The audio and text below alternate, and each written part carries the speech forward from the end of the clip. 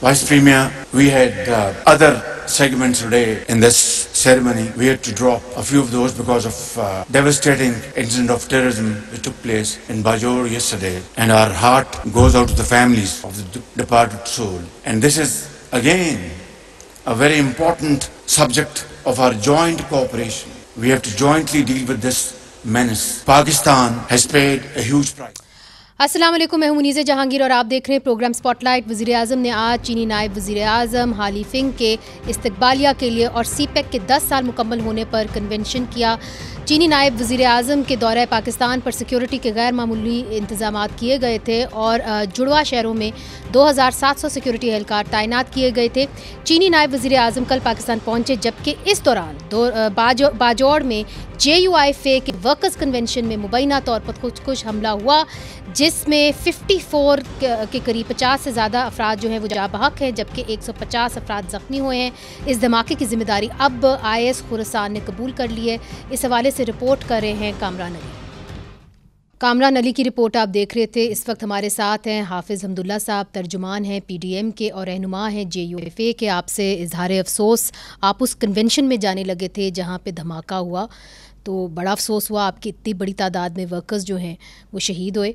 हमें आमिर राना साहब भी ज्वाइन कर रहे हैं, माहिर security अमूर, director Pakistan institute for piece studies, आपका भी बहुत शुक्रिया। फ़िरोज़ जमाल साहब हमें ज्वाइन करें, फ़िरोज़ जमाल ख़ान पेशावर से ज्वाइन करें, निगरान वज़ीर इत्तलात खैबर पख्तूनख्वा। सबसे पहले फ़िरोज़ जमाल साहब आपकी जानिब आऊँगी। अभी जो ज़िम्मेदारी कबूल की है IS खुरासान ने, आपके पास कोई ठोस शवाहिद हैं कि यही ग्रोह है जिसने ये धमाका किया? बिस्मिल्लाहिर्रहमानिर्रहीम। सबसे पहले तो हम इस अलमनाक वाक़े की पुरज़ोर मज़म्मत करते हैं और जो शहदा के लवाहिकीन हैं उनके साथ ताज़ियत और हमारी हमदर्दियाँ जो हैं उनके साथ शामिल हैं। मौलाना साहब यहाँ पे बैठे हुए हैं, यहाँ ये JUI का जो कन्वेंशन था इनसे हमारी जो है ताज़ियत और हमारी कोशिश है हमारी खैबर पख्तूनख्वा हुकूमत की कि लोगों की जान और माल की तहफ़्फ़ुज़ करना और उनको ये प्रोटेक्शन फ़राहम करना, ये हमारी अवलनीन तरजीह है। सर, इब्तिदाई तहक़ीक़ात में आपको क्या मिला है? क्या ये IS खुरासान का ही काम है? जी मैं आपको वही बता रहा हूँ, तो थोड़ी मैंने कहा आपको तफसील बता दूँ कि इस वक्त जो है हमारे 54 जो हैं वो तकरीबन शहादतें हो चुकी हैं और 200 के करीब इंजर्ड थे। उसमें से 100 के करीब जो है वो डिस्चार्ज हो गए और 100 जो है वो मुख्तलिफ अस्पतालों में वो हमने अपनी रिपोर्ट में दिखाया उनका जी।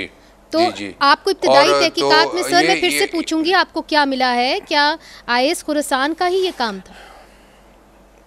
ये देखें, इब्तिदाई तहकीकात इस वक्त हमारी जारी हैं और उसमें फोरेंसिक जो है एविडेंस हमने इकट्ठा किया है और आज ही वो उसके ऊपर मतलब काम हो रहा है और कल तक जो है ये हमने आज हमारी होम डिपार्टमेंट की जो मीटिंग हुई तो उसके अंदर मुख्तलिफ़ चीज़ें जो हैं वो रूनमा हुई हैं और जल्द आपको ये हम बता देंगे। लेकिन खैबर पख्तूनख्वा के निगरान अपना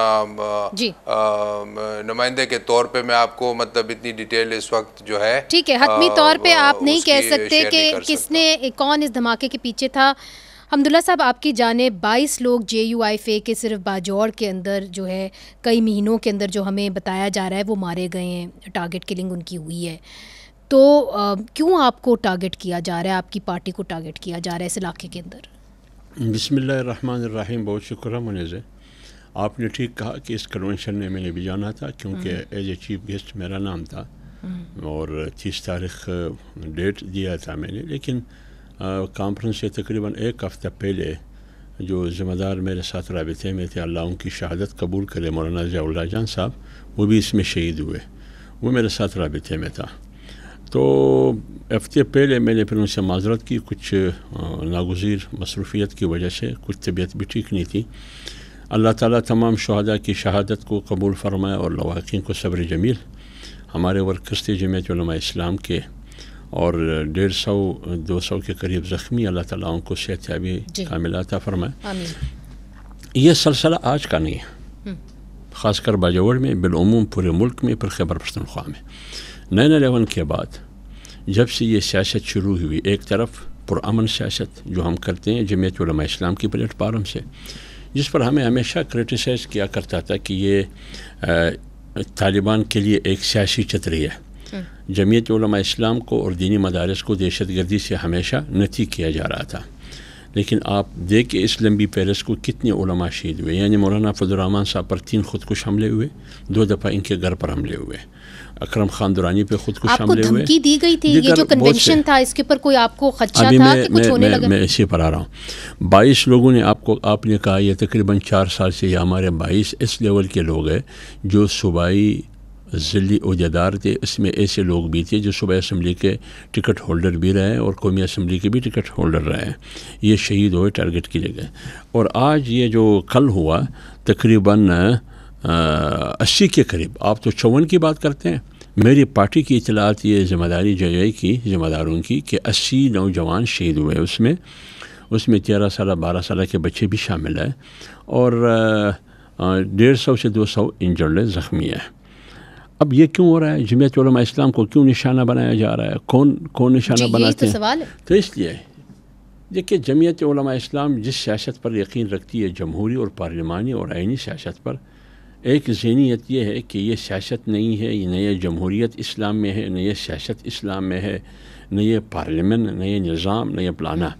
لیکن ہمارا ماننا یہ ہے کہ ہمارا آئین اسلامی جمہوریہ پاکستان کا آئین ہے، آئین اسلامی ہے، مفتی محمود رحمۃ اللہ علیہ جیسی شخصیات کی نگرانی میں وہ بنی، اس کا سائن اس پر ہے۔ وہ بات آپ کی صحیح ہے، مگر ایک جو خبر ہے اس کی آپ وضاحت کر دیں یا آپ تصدیق کر دیں جو بھی ہے، اس کے اندر یہ کہا گیا تھا کہ آپ نے جو ہے پرمیشن نہیں لی ہوئی تھی اس جلسے کی، اور نہ ہی آپ نے ریکویسٹ دی تھی کہ جی سیکیورٹی فراہم کی جائے۔ دیکھیے میں نے یہ 22 افراد جو ٹارگٹ کیے گئے، اس کو بھی انفارمیشن لینا تھا، اس کو بھی اجازت لینا تھا۔ اس ورکرز میں ایک جملہ عرض کر رہا ہوں، ورکرز کنونشن کے لیے باقاعدہ گئے تھے ڈسٹرکٹ انتظامیہ کے پاس، انہوں نے سیکورٹی نہیں دی جس سیکورٹی کی ضرورت تھی۔ آج بھی وہ ذمہ دار موجود ہے، وہ حیات ہے، اس کا ایک بھائی بھی شہید ہوا ہے اس میں۔ آج چیف سیکرٹری وہاں گئے تھے باجوڑ، اس کے سامنے انہوں نے کہا کہ ہم گئے سیکورٹی دینے کے لیے، انہوں نے کہا کہ ہمارے پاس سیکورٹی کے لیے آلات نہیں ہے۔ اچھا، انہوں نے یہ سوال ایک سوال انہوں نے اور اٹھایا، عمران ماہر نام ہے اس کا، اس نے یہ سوال اور اٹھایا کہ آج چیف سیکرٹری بیٹھے ہیں، یہ پتہ نہیں وزیر بیٹھا ہے، کون بیٹھے ہیں، آج آپ لوگ باجوڑ ہیں، یہ درجنوں، یہ سینکڑوں پولیس، یہ گاڑیاں، یہ سیکورٹی، یہ کہاں سے آئے جو ہمارے اس میں نہیں تھے، ہمارے ورکرز کنونشن میں؟ اچھا، تو یہ سوال میں فیروز صاحب کے سامنے رکھوں گی، مگر عامر رانا صاحب، آپ چونکہ گہری نظر رکھتے ہیں، IS خراسان نے اس کی ذمہ داری قبول کر لی ہے، آپ کو کیا لگ رہا ہے کہ یہ انہی کا موڈس آپرینڈا ہے، اور JUIF کو بالخصوص کیوں ٹارگٹ کیا جا رہا ہے؟ دیکھیے، یہ اس کے تو کچھ اشارے موجود ہیں، اور پہلے جو یہاں پہ حملے ہوتے رہے اس کی شواہد کی بنا کے اوپر یہ پہلے سے ہی کہا جا رہا تھا کہ داعش جو ہے یا IS اس کے اندر ملوث ہو سکتی ہے، اور ابھی اس دعوے کے بعد لگ رہا ہے کہ شاید وہی اس گروپ اس میں ملوث ہے۔ لیکن تحقیقاتی اداروں کو عموماً اس طرح کی جو سٹیٹمنٹس ہیں، جب تک کوئی باقاعدہ شواہد اس کے ساتھ نہ ہو، کوئی اسٹیٹمنٹ کے ساتھ ویڈیوز عموماً جاری کی جاتی ہیں، تو وہ نہ ہو تو ان کو اپنی تحقیقات کا دائرہ پھیلا کے رکھنا چاہیے، کیونکہ داعش کے علاوہ اور بھی بہت سارے اس علاقے میں ایکٹرز موجود ہیں۔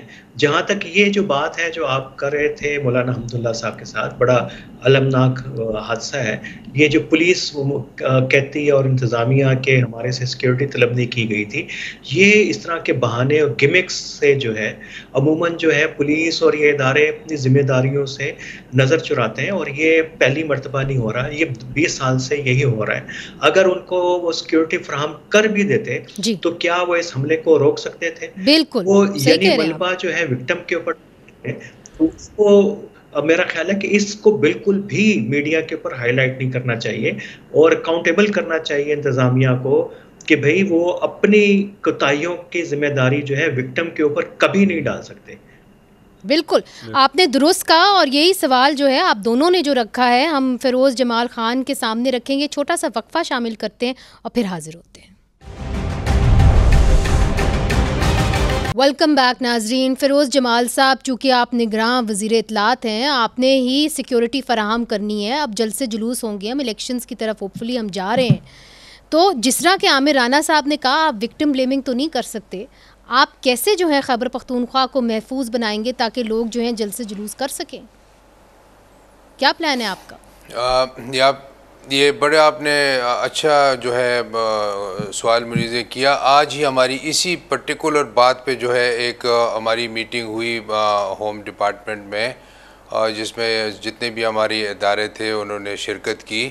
اور just on this one point کہ جو اب آپ نے بالکل بجا بات کی, ہم اس بات میں نہیں جاتے پرمیشن مثالیں لی تھی یا جو بھی تھا, لیکن جو جتنے بھی جلسے جلوس ہوں یا جو بھی اس طریقے سے گیدرنگز ہوں, تو وہاں پہ ہمارا ایک خیبر پختونخوا جو گڈ گورننس ایکٹ ہے 2020, اس کی سیکشن 14 جو ہے وہ واضح طور پہ یہ کہتی ہے کہ آپ کو پرمیشن جو ہے وہ لینا پڑتا ہے, اور اس کے علاوہ جو ہے پولیس ایکٹ میں بذات وہاں بھی یہ موجود ہے. تو آج اس کی اپنی بڑی تھورو جو ہے طریقے سے اس کا ہم نے وہ کیا کہ جو پرمیشن ہے, جب دیکھیں آپ پرمیشن جب لیتے ہیں نا تو اس کے ساتھ آپ کی کافی چیزیں جو ہے جڑ جاتی ہیں. پھر آپ کیا تجویز کریں گے؟ یہاں پہ حمداللہ صاحب بیٹھے ہوئے ہیں کہ انہوں نے جلسے جلوس کرنے ہیں, کیسے کریں یہ جلسے جلوس اگر ان کی پارٹی کو ٹارگٹ بنایا گیا ہے؟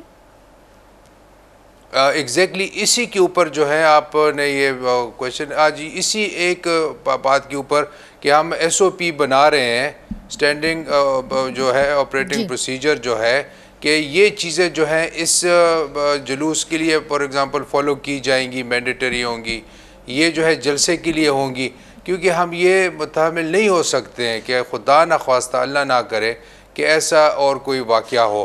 تو جب آپ دیکھیں پرمیشن لیتے ہیں, میں آپ کی بات سمجھ گئی, ساتھ آپ کی چیزیں جڑ جاتی ہیں. جی آپ کی بات سمجھ گئی, آپ کی پولیس پروٹیکشن, جی میں آپ کی بات سمجھ گئی, واک تھرو گیٹس, جی بالکل آپ کی بات سمجھ گئی. حمداللہ صاحب آپ نے بات سن لی فیروز صاحب کی, اب وہ یہ کہہ رہے ہیں کہ آپ کم از کم پرمیشن کے لیے آپ اپلیکیشن تو دیں تاکہ آپ کو تحفظ فراہم کیا جائے. دیکھیے منظر بھی بات یہ ادب کے ساتھ, آپ کے خیال میں ورکرز کنونشن جو منعقد کیا جا رہا تھا یہ 2 دن کے وقفے سے نہیں تھا, یہ 1 مہینے سے ان کی تیاری ہو رہی تھی. اور پھر میں آپ کو ابھی اس سے فارغ ہو کے شو سے میں آپ کو دکھاؤں گا کہ آج چیف سیکرٹری باجوڑ گئے تھے یا نہیں گئے تھے. جب گئے تھے وہاں ایک آدمی کڑے ہو کے وہاں سے احتجاجاً وہ نکل کے گئے, کچھ ساتھی اور بھی ساتھ تھے کافی تعداد, کہ آپ نے ہمیں سیکورٹی کیوں نہیں دی؟ آپ کا انتظامیہ, آپ کی انتظامیہ وہاں تھی, انتظامیہ سے درخواست کی گئی, انتظامیہ نے ہاتھ اٹھا لیا کہ میرے پاس آلات نہیں ہے. اس نے سوال اٹھایا کہ پھر یہ جو چیف سیکرٹری صاحب وغیرہ وغیرہ آئے ہیں, پھر یہ درجنوں گاڑیاں کہاں سے آئی, یہ فورسز کہاں سے آئے, یہ گیٹ کون سا گیٹ ہے, یہ کہاں سے آئی, یہ سیکورٹی, یہ آلات کہاں سے آ گئے؟ جب میری ورکرز کنونشن ہو جائے کا سیاسی گیدرنگ ہو, وہاں آپ کے لیے سیکورٹی کے لیے آلات بھی نہیں ہے اور فورسز بھی نہیں ہے, اس سے میں اتفاق نہیں کرتا ہوں. انفارمیشن ہمیشہ سیاسی جماعتیں لیتی ہے. کیا جہاں سیاسی جماعتوں نے انفارمیشن لی ہے کیا آپ نے ان کو سیکیور رکھا ہے, ان کو محفوظ رکھا ہے؟ یہ جو آپ نے سوال اٹھایا نا, دوسری بات یہ آپ ابھی ایس او پی بنا رہے ہیں نا, ابھی بنا رہے ہیں, تو 4 مہینے کیا کر رہے تھے؟ دھماکے تو ہو رہے, آئے روز دھماکے ہو رہے وہ. مگر عامر رانا صاحب آپ کی جانب آؤں گی, آپ کا کیا خدشہ ہے؟ آپ حالات دیکھ رہے ہیں, آپ دیکھ رہے ہیں کہ دھماکے جو ہے بڑھتے چلے جا رہے ہیں, تو آپ کا کیا خدشہ ہے کہ انہوں نے تو کیمپیننگ کرنی ہے آنے والے مہینوں کے اندر؟ یہ دیکھیے, یہ انتظامیہ کا جو رویہ میں نے پہلے بھی کہا تھا, پچھلے 2 الیکشن کے اندر ANP کی جو اعلیٰ قیادت ہے اس کا صفایا دہشت گردوں نے کر دیا. پیپلز پارٹی کو جو ہے وہ پورا مالاکنڈ ریجن سے اس کو پوری قیادت کو جو ہے وہاں سے انہوں نے فارغ کر دیا. تو ANP کو خاص طور کے پر بلور فیملی کو اور میاں خان صاحب کی فیملی سے زیادہ بکون وکٹم ہے.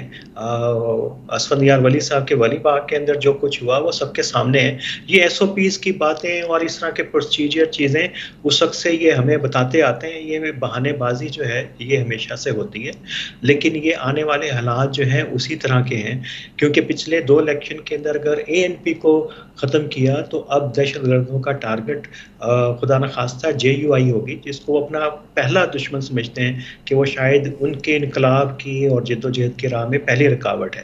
تو جماعت اسلامی بھی اس کے اندر شامل ہوگی. تو باقی جماعتیں تو بھی قابل ذکر ادھر رہی نہیں ہیں. تو میرا خیال ہے کہ خاصا مخدوش منظرنامہ ہے اگر یہ اسی طریقے سے ایک دوسرے کے اوپر الزام دھرتے رہے جیسے پچھلے الیکشنز کے اندر ہوا. میرا نہیں خیال کہ یہ اس صوبے کی قیادت جو ہے وہ اس قابل ہوگی کہ سیکورٹی فراہم کر سکے اور اس بڑے چیلنج سے نبرآدما ہو سکے. بہت بہت شکریہ عامر رانا صاحب، آپ نے ہمیں جوائن کیا. فیروز جمال صاحب، آپ سے توقعات ہیں اور یہ توقعات ہیں کہ صرف آپ ایس او پی کی بات نہ کریں مگر جو تحفظ ہے وہ ہماری سیاسی جماعتوں کو فراہم کریں تاکہ الیکشنز جو ہیں اس کے اندر وہ لڑ سکیں. اگین بڑا آپ کے ساتھ یکجہتی، اظہار یکجہتی. بہت شکریہ حمداللہ صاحب. ناظرین ادھر ایک وقفہ لیتے ہیں، وقفے کے بعد ہم بات کریں گے پاکستان کی جو معیشت ہے، بگڑتی ہوئی معیشت کے اوپر، اور چائنیز ڈپٹی پریمیئر کے اوپر کہ جو سی پیک کے منصوبے ہیں کیا وہ خواب پورا ہوا. وقفے کے بعد ویلکم بیک ناظرین. پاکستان اور چین سی پیک مکمل ہونے کے 10 سال منا رہا ہے اور حال ہی میں حکومت نے درجنوں بل پاس کیے جس کے تحت فوج کو تعمیر نو اور فلاح و بہبود کے لیے قانونی اختیارات دیے گئے ہیں. یہ پاکستان میں پہلی مرتبہ ہوا ہے. اس کا عوام کو کیا فائدہ ہوگا یہ ایک سوال ہے. اور سی پیک کا ایک خواب جو دکھایا گیا تھا کیا یہ خواب پورا ہوا؟ مئی 2023 میں چین نے 1.57 ارب ڈالر کی ایکسپورٹس پاکستان کو کی جبکہ 3.61 ملین ڈالر کی ایکسپورٹس پاکستان نے کی. یعنی کہ بیلنس آف ٹریڈ حتمی طور پر چین کے فائدے میں ہے. کیا ہم چین کے ساتھ معاہدے کر کے اپنی معیشت کو تندرست کر سکتے ہیں؟ اسی سوال کا جواب دینے کے لیے ہم نے ماہر معاشیات ڈاکٹر کیسر بنگالی کو دعوت دی ہے. بہت بہت شکریہ. ڈاکٹر کیسر بنگالی بے نظیر انکم سپورٹ پروگرام کے پہلے سربراہ تھے اور ڈاکٹر کیسر بنگالی نے بطور ممبر 7ویں NFC ایوارڈ میں سندھ کی نمائندگی کی تھی اور 10ویں NFC ایوارڈ میں بلوچستان کی نمائندگی کی تھی. بہت بہت شکریہ ڈاکٹر صاحب، آپ نے ہمیں جوائن کیا. سب سے پہلے یہی سوال، جو ایک خواب دکھایا گیا تھا کہ جی سی پیک جو ہے ایک انفراسٹرکچر پاکستان کے اندر بنا جائے گا جس کے تحت ایک ڈھانچہ کھڑا ہو جائے گا اور ہماری جو معیشت ہے اس کو ایک بوسٹ ملے گا، کیا یہ ممکن ہے؟ شکریہ منیزہ. سی پیک سے بہت کچھ وابستہ کیا گیا تھا اور سی پیک کو یہ کہا گیا تھا کہ یہ گیم چینجر ہے. بالکل.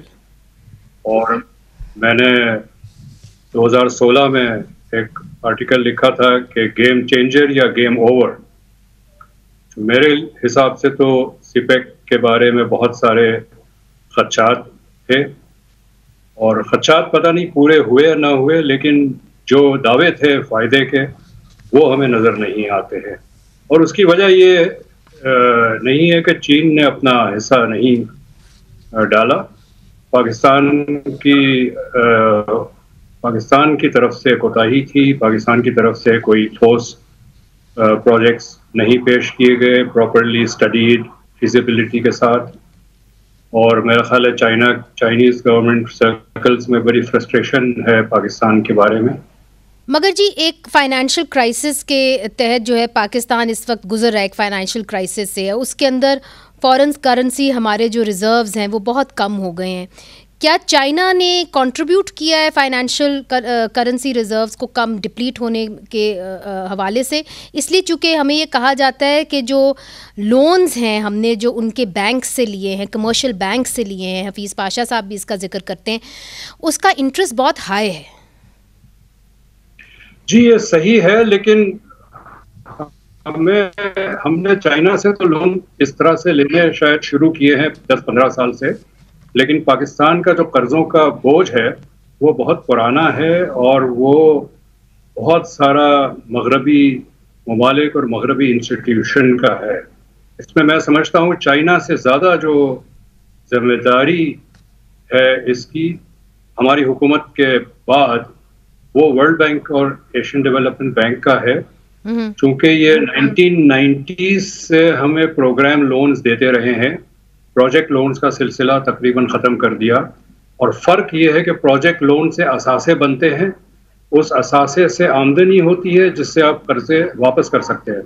پروگرام لونز جو ہیں وہ اس سے اثاثے نہیں بنتے. تو ہمارا جو قرضوں کا بوجھ جو بنا ہے اوور دا لاسٹ 30 ایئرس، وہ اس کی ذمہ داری بنیادی طور پہ ورلڈ بینک اور ایشین بینک کی ہے. China is a late entrant, اور ان کے جو اگر اگریمنٹس میں چائنا انڈیو ایڈوانٹیج ہے تو اس کی وجہ یہ ہے کہ ہماری جو بیوروکریسی اور ہماری جو پولیٹیکل لیڈرشپ ہے وہ بغیر اگریمنٹ کو اسٹڈی کیے سائن کر دیتے ہیں، اور یہ بات میں پوری ذمہ داری سے کہہ رہا ہوں. اچھا، یہ بڑی دلچسپ بات آپ نے کی، چونکہ اس کے اندر جو اس وقت ہمارے سامنے پروجیکٹس آ رہے ہیں خاص طور پہ بجلی سے جڑے ہوئے، اس کے اندر یہ بتایا جا رہا ہے کہ جی اب ہمیں ڈالرز میں چائنا کو پیمنٹ کرنی ہوگی، اور جو کیپیسٹی ہے ہمیں اس کی بھی پیمنٹ کرنی ہوگی چاہے ہم وہ بجلی استعمال کریں یا نہ کریں. تو یہ تو ہمارے فائدے میں معاہدے ہیں ہی نہیں. آپ کیا سمجھتے ہیں کہ ہماری نیگوشیٹنگ پاور جس طرح کہ آپ نے کہا صحیح ہے ہی نہیں، اب تو چائنا پھر کیوں نہیں اس کا ایڈوانٹیج جو ہے وہ لے گا؟ یہ اس طرح کے اگریمنٹ 1990s سے ہوتے رہے ہیں، کیپیسٹی پیمنٹ، اور اس وقت ہمارے پاس سرپلس پاور جنریشن کیپیسٹی ہے. کوئی نئے پلانٹ لگانے کی اس وقت ضرورت بھی نہیں ہے، اور اس وقت یہ حال ہے کہ ایک پرائیورٹی لسٹ بنتی ہے، میرٹ لسٹ بنتی ہے تمام پاور پروڈیوسرز کی، اور باری باری ان کو ٹائم دیا جاتا ہے کہ اگلے 3 مہینے آپ پروڈیوس کریں گے اور اس وقت کچھ اور جو ہے وہ اپنا پلانٹ بند کر دیں گے. اور جو بند کر دیے جاتے ہیں ان کو بھی پیمنٹ ہوتی ہے چونکہ کیپیسٹی پہ پیمنٹ ہونی ہے. یہ اس طرح کے فیصلے ہم نے 1990s سے کیے ہیں. کیسر بنگالی صاحب، اگر الیکشن کی بات کریں تو اگر الیکشن ڈیلے ہو جاتے ہیں اور کیئر ٹیکر گورنمنٹ کو جو ہے اور مزید ڈیلے کیا جاتا ہے، کیئر ٹیکر گورنمنٹ فیبروری تک رہتی ہے، اس کا کیا اثر ہوگا IMF کے پروگرام کے اوپر؟ پہلی بات تو یہ کہ یہ آئین کی خلاف ورزی ہوگی، اور ایک آئین کی چھوٹی موٹی خلاف ورزی ہوتی رہی ہے، یہ ایک بہت بھرپور قسم کی ہے. ان ادر ورڈز آئین جو ہے the constitution will be set aside in practical terms. اور جو ایکسٹینشن ہوگی 3 مہینے سے آگے وہ 2 سال کی بھی ہو سکتی ہے، 10 سال کی بھی ہو سکتی ہے، اور یہ بالکل پاکستان کا پولیٹیکل سٹرکچر کو بدل دے گا. ایک 1 یونٹ واپس آ جائے گا، اور IMF شاید ورلڈ بینک جو ہے یہ اس قسم کی چیز کو شاید سپورٹ کریں گے، چونکہ وہ 18ویں ترمیم سے خوش نہیں ہے، اور ان کی طرف سے وائبز آتے رہے ہیں کہ یہ پہلے تو ہم ایک فون پہ چیزیں کام کر لیتے تھے، اب 5 فون کرنے پڑتے ہیں. ہر صوبے کے اپنے وہ ہیں خواہشات اور معاملات ہیں.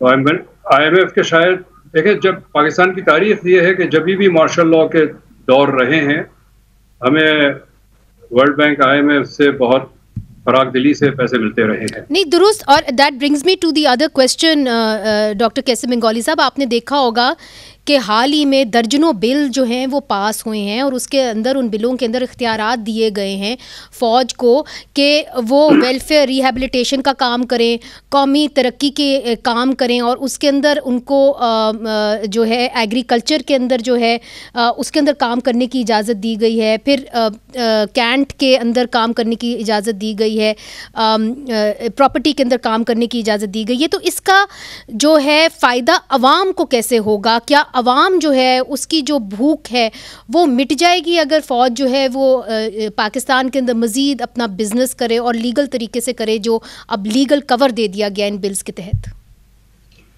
دیکھیے، کسی بھی باڈی میں ٹیومر ہوتا ہے وہ باقی باڈی کو اپنی نیوٹریشن خوراک سے سٹارو کر دیتا ہے، اسی لیے کمزور ہو جاتے ہیں اور لوگ فوت ہو جاتی ہے. ایک معیشت میں کے اندر دوسری معیشت نہیں ہو سکتی، ایک ریاست میں دوسری ریاست نہیں ہو سکتی، کبھی ترقی نہیں ہوگی. یہ جو ایک سب اکانومی کریٹ آلریڈی ہے، ایگزسٹ کرتی ہے، اس کو مزید آپ ایکسپینڈ کریں گے تو جو مین اکانومی ہے وہ کمزور ہوتی چلی جائے گی، اور یہ سب اکانومی جو ہے یہ کبھی سروائیو نہیں کرے گی. when the body dies the tumor also dies. تو آپ سمجھتے ہیں کہ فائدہ ہوگا عوام کو کہ اگر جو ملٹری ہے، اسٹیبلشمنٹ ہے، وہ یہاں پہ مزید بزنس کرے، کمپٹیشن آپ کو لگتا ہے بڑھے گا؟